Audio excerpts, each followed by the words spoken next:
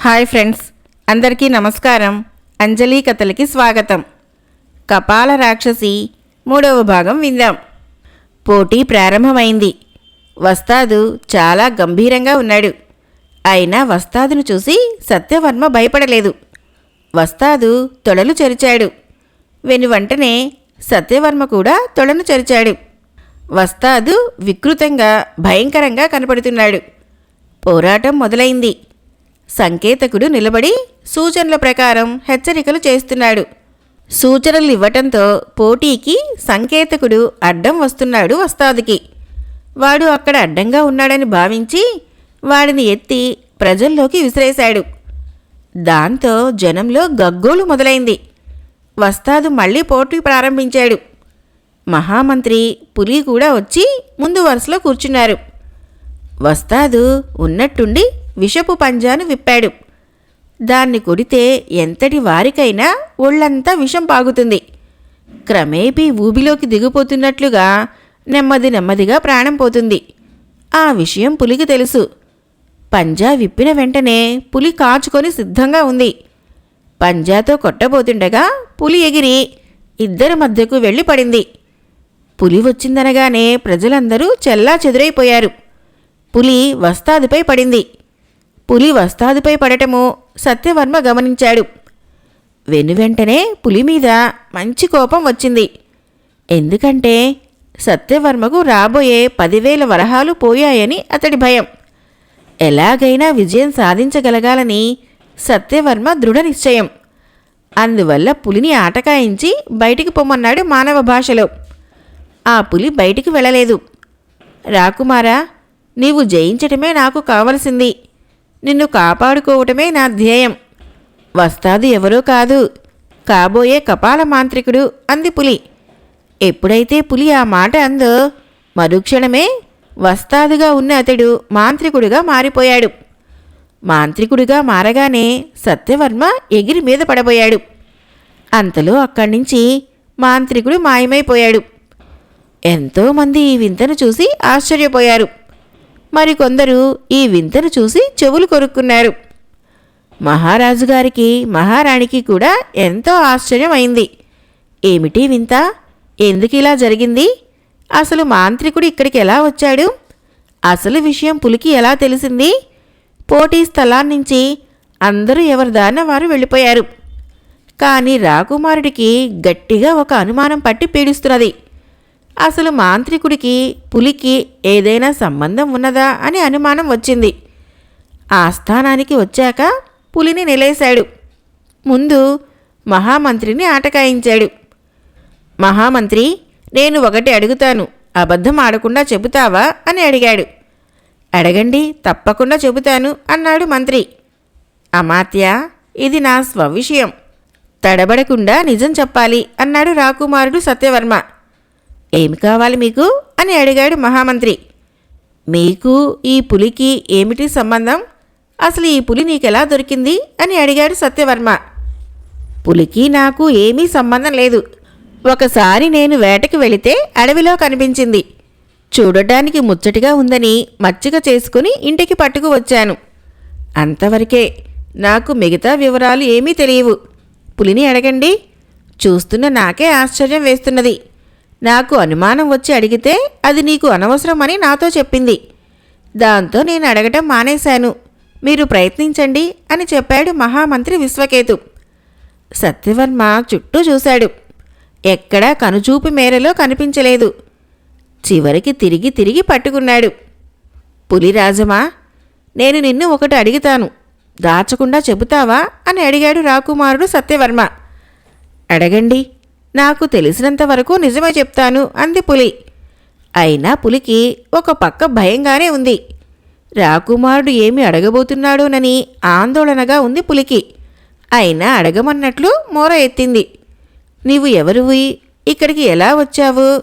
ఆ కాబోయే కపాల మాంత్రికుడు ఇలా మారువేషాల్లో వస్తున్నట్లు నీకెలా తెలుసు? తెలిసి కూడా చెప్పలేకపోయావా? నిన్ను ఇక్కడే చంపేస్తాను అని భయపెట్టాడు సత్యవర్మ. ఇక చెప్పక తప్పింది కాదు పులికి. చెప్పకపోతే చంపుతానంటున్నాడు. పులిలో ఉన్న క్రూరత్వం ఈ పులిలో లేదు. కారణం ఏమిటంటే మరో రూపంలో కొన్ని శక్తులున్నాయి కనుక. అసలు పులిలో ఉన్న కొన్ని శక్తులు, ఆవేశాలు, ఉద్రేకాలు నశించిపోయాయి.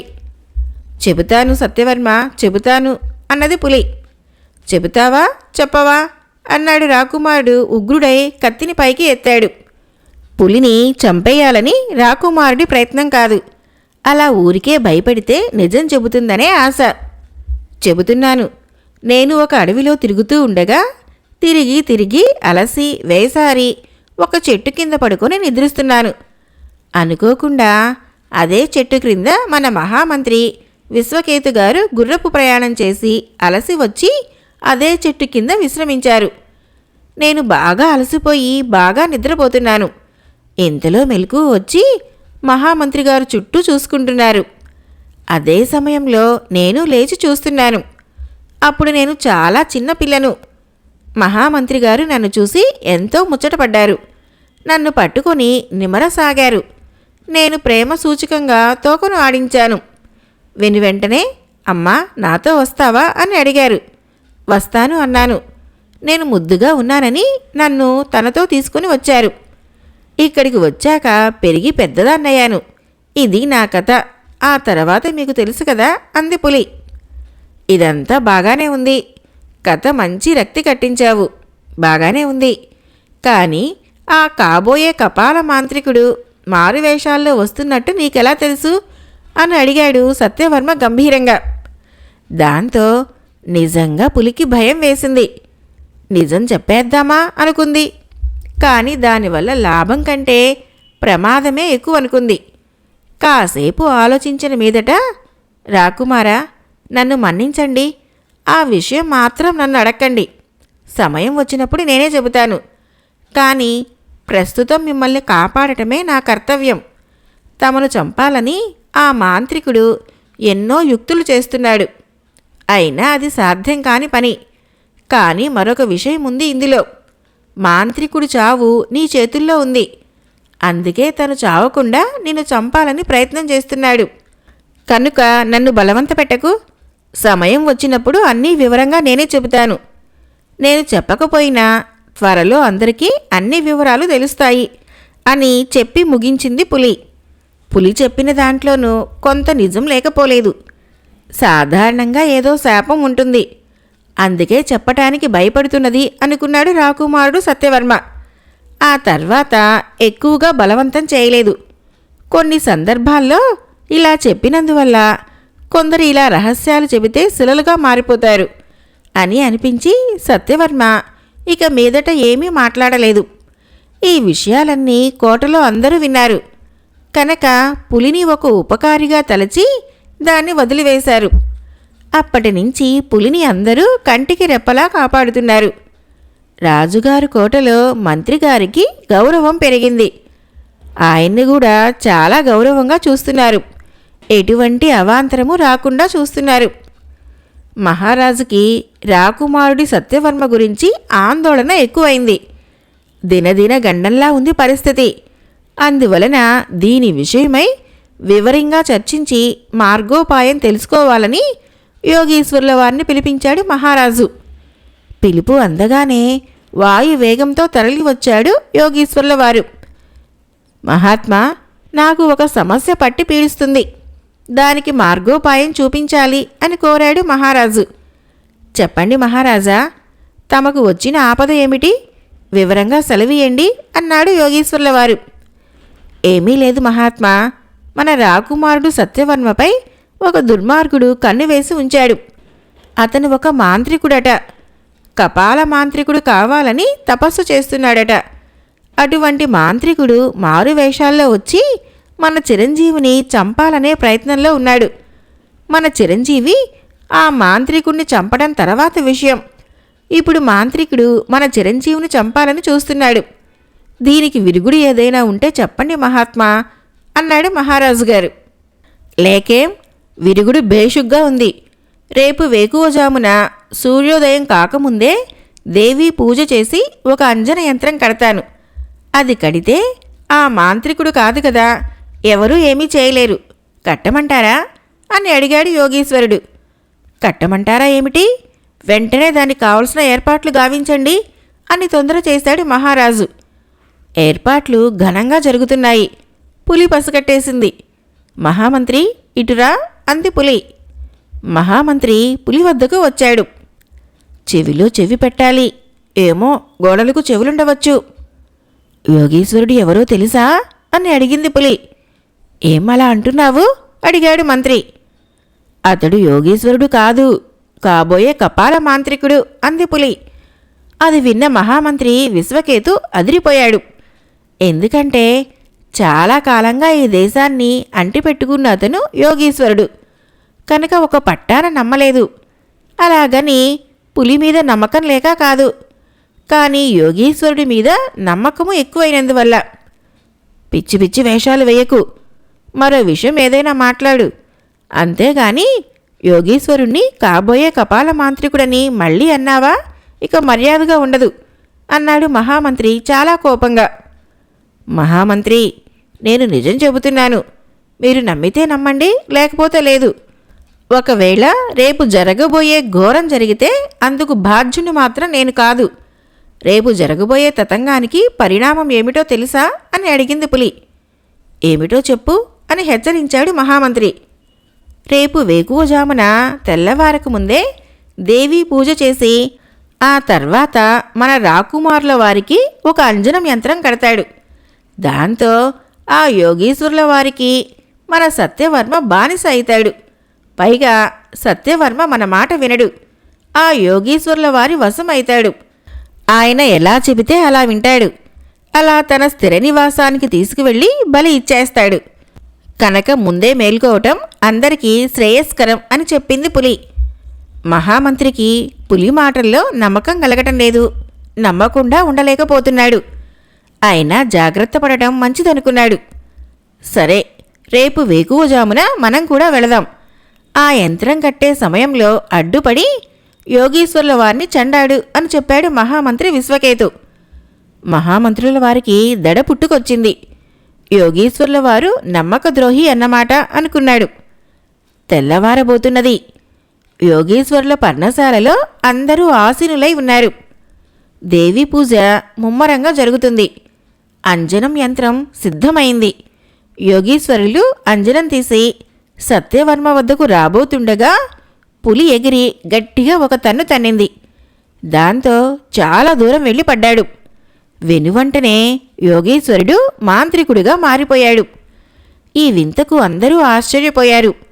మాంత్రికుడిని చూడగానే మంత్రిగారికి గుండెలు ఆగినంత పనైంది. వెనువెంటనే మాంత్రికుడు అందరూ చూస్తూ ఉండగానే మటుమాయమైపోయాడు. ఎంతో నమ్మకంగా తమ మధ్య చాలా కాలంగా మసులుతున్న యోగీశ్వరుడు, కాబోయే కపాల మాంత్రికుడు, వెళ్ళిపోతున్న యోగీశ్వరుణ్ణి అందరూ ఆశ్చర్యంతో చూస్తూ ఉండిపోయారు. కాబోయే కపాల మాంత్రికుడు 99 మందిని బలి ఇచ్చి కపాలాలను దేవి ముందు పెట్టాడు. మరొక్క యువతిని తాను చంపగలిగితే ఇక తనను ఎవరూ జయించలేరు. యువతి కావాలి. ఎలా ఎలా అనుకుంటూ బయలుదేరాడు ఒక ముసలమ్మ వేషంలో.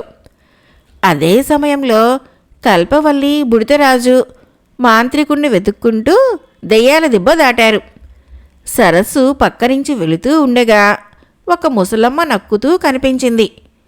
మాంత్రికుడు కల్పవల్లిని చూశాడు. తనకు చాలు, సరిపోతుంది అనుకున్నాడు. అనుకోకుండా అదృష్టం కలిసి వచ్చిందనుకున్నాడు. ముసలమ్మలా నటిస్తున్నాడు. కల్పవల్లి బుడితరాజు ముసలమ్మను సమీపించారు. అమ్మాయి, నేను నడవలేకపోతున్నాను, కాస్త ఆ భవనం దాకా నడిపించుకొని వెళ్ళమ్మా అని బ్రతిమిలాడింది ఆ ముసలమ్మ. ఆపదలో ఉన్నప్పుడు ఆదుకోవటం ధర్మమేగా. చెయ్యి ఆసరా ఇచ్చి నెమ్మదిగా నడిపించుకొని వెళుతున్నది కల్పవల్లి. అలా నడుస్తూ ఎదురుగా కనిపిస్తున్న భవనం చేరారు కల్పవల్లి, బుడితరాజు, ముసలమ్మలు. భవనంలోనికి చొరపడగానే వికట్టహాసం వినిపించింది. ఎవరు అని చూస్తే ఒక మాంత్రికుడు. ముసలమ్మ కోసం చూశారు, కనిపించలేదు. రావే చిన్నారి, నీకోసమే కాచుకొని ఉన్నాను. నీలాంటి అందగత్తే నాకు కావాలి. నిన్ను చంపి నీ కపాలం కూడా దేవి ముందు పెడితే ఇక నా పని సానుకూలమైనట్టే. అలా చేస్తే చాలా రాజ్యాలు నాకు సొంతమవుతాయి. తిరుగులేని మహారాజును అయితాను అంటూ కల్పవల్లిని పట్టుకోలేక అటూ ఇటూ తిరుగుతున్నాడు. బుడతరాజు మాంత్రికుణ్ణి చూడగానే భయం పుట్టి ఒక పెట్టె ఉంటే అందులో కూర్చున్నాడు. కాదు, నిద్రపోతున్నాడు. కాదు కాదు, పడుకొని చూస్తున్నాడు. కల్పవల్లి తన దేవీ మహిమతో కపాల రాక్షసిగా మారి మాంత్రికుడితో యుద్ధానికి తలపడింది. పోరు జోరుగా సాగుతోంది. నిద్రపోతున్న పులి దిగ్గున లేచింది. అటూ ఇటూ చూసి సత్యవర్మ ఎక్కడా అని వెతికింది. కాని తనకు సత్యవర్మ ఎక్కడా కనిపించలేదు. లేచి కోటంతా వెతికింది. అక్కడ చూస్తే ఒక చోట నిలబడి దీర్ఘంగా దేన్ని గురించో ఆలోచిస్తున్నాడు. పులి రాకను గమనించాడు. పులివైపు తిరిగి చూశాడు. రాకుమారా, సింహపురి రాజకుమార్తె కల్పవల్లి ప్రమాద పరిస్థితిలో ఉంది. మాంత్రికుడు 99 మందిని చంపి కపాలాల్ని సిద్ధం చేశాడు. నూరో కపాలం ఒక యువతిది కావాలి. ఏదో మాయ చేసి కల్పవల్లిని తన మందిరానికి తీసుకువెళ్ళిపోయాడు. ప్రస్తుతం కల్పవల్లి ప్రమాద స్థితిలో ఉంది. వెళ్ళి కాపాడు అంది పులి. ఆ మాంత్రికుడి గుహ ఎక్కడుంది అడిగాడు సత్యవర్మ. కౌసంబీ నగరం దాటిన తర్వాత చాలా దూరం ప్రయాణం చేస్తే అక్కడ ఒక దెయ్యాల దిబ్బ వస్తుంది. ఆ దిబ్బకు సమీపాన ఒక సరస్సు ఉంది. ఆ సరస్సు నానుకొని ఆ మాంత్రికుడి భవనం ఉంది అంది పులి. సరే, వెళ్తాను అని సత్యవర్మ మహారాజుగారి అనుమతి తీసుకొని బయలుదేరాడు అశ్వరూఢుడై. గుర్రం శరవేగంతో పయనించి కొండలు మిట్టలు పర్వతాలు దాటి వాయువేగంతో పయనించసాగింది. అలా ప్రయాణిస్తూ ఉండగా ఒక చెట్టు మీద నుంచి ఒక సింహము శరవేగంతో వెళుతున్న సత్యవర్మ పైన పడింది. దాంతో సత్యవర్మ అల్లంత దూరంలో ఎగిరి పడిపోయాడు. గుర్రం ఒక దిక్కుగా పడిపోయింది. తాను మరో దిక్కులో పడిపోయాడు. తిరిగి సింహానికి సత్యవర్మకి పోరాటం జోరుగా సాగుతోంది. పోరాటం చాలాసేపు జరిగింది. సత్యవర్మ బాగా అలసిపోయాడు. తన శక్తి చాలటం లేదు. శరీరమంతా గాయాలు ఏర్పడ్డాయి. అయినా లెక్క చేయకుండా పోరాడుతున్నాడు. కర్తవ్యం ప్రధానంగా భావించాడు సత్యవర్మ. కర్తవ్య నిర్వహణలో ప్రాణాల్ని కూడా లెక్క చేయడు సత్యవర్మ. అయినా తన శక్తి సామర్థ్యాలు తనకు తెలుసు. తన శక్తిని అంతా కూడా తీసుకుని పోరాడుతున్నాడు సత్యవర్మ. ఎంత వదిలించుకుందామన్నా అలవి కావటం లేదు. సింహాన్ని క్రింద పడేసి తాను పైకి ఎక్కి కూర్చున్నాడు. సింహం మోర పైకెత్తి సత్యవర్మను చూస్తున్నట్లు పెట్టింది. అదే అదునుగా భావించి సత్యవర్మ సింహం నోటిని దొరకబుచ్చుకొని ఆ నోటిని 2 చేతులతో గట్టిగా పట్టుకొని 2గా చీల్చేశాడు. అంతే, సింహం గిలగిలా తన్నుకొని చనిపోయింది. సత్యవర్మ లేచి దుమ్ము దులుపుకుంటున్నాడు. అదే సమయంలో సింహం చనిపోయిన ప్రదేశంలో భయంకరంగా ఒక పెద్ద మెరుపు మెరిసింది. వెనువెంటనే ఒక రాకుమారుడు ప్రత్యక్షమయ్యాడు. రాకుమారా, నీ సాహసానికి నా జోహార్లు. శక్తి వంచన లేకుండా పోరాడి నన్ను జయించి నాకు శాప విముక్తిని ప్రసాదించావు.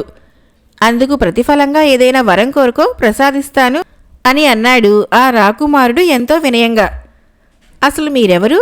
ఎందుకీ రూపం వచ్చింది చెప్పండి, తర్వాత నా విషయం చెబుతాను అన్నాడు సత్యవర్మ. నా పేరు జయంతుడు. నేను గుర్రం మీద శరవేగంతో వెళ్ళిపోతున్నాను. ఆ సమయంలో ఒక ముసలి అవ్వ దారి మధ్యలో కూర్చొని ఉంది. అది నేను వెళుతున్న శరవేగంతో గుర్తించలేకపోయాను. ఆవిడ ముసలి అవ్వ కాదు, మంత్రగత్తె.